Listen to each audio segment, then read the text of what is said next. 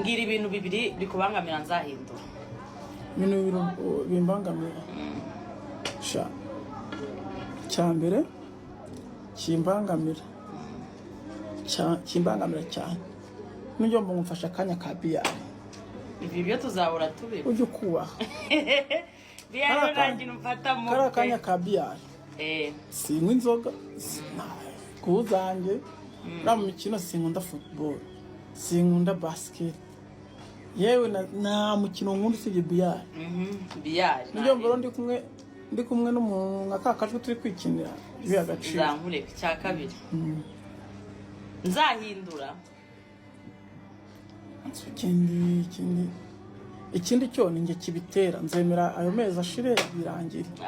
Okay katwo cyo kumbwira nga nasinze nka saa 10 mujye kuzana urutoryi rimwe nabikubwiza ko abigize intera ni wera ari nka kabiri. Ngaho mbwira ibintu bitatu unkundira. Bitatu mukundira icyambere mukundira nuko uri umugore wanjye kandi nabyiyemeje. Kirenze ikigo cyabere giki kwiyemeza buriya nago nese ubu ngiye nkubwira ibintu ngukundira. Umva mbwira iki kintu ngukundira rero naciye ku ruhande.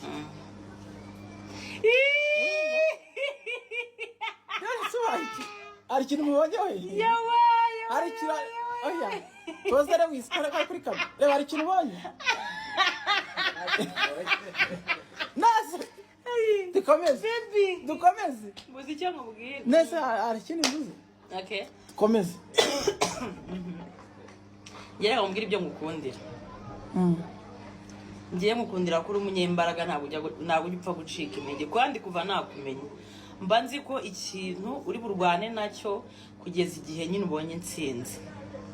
Uri umukozi nyine urihiringa. Ikindi ukunda abantu nubwo ubakunda cyane ukaguhemukira ni benshi ariko kujya nyago ndagenderaho ngiye ukunda abantu. Ubwo ni ibyo uri kumva ubundi ubundi ngiye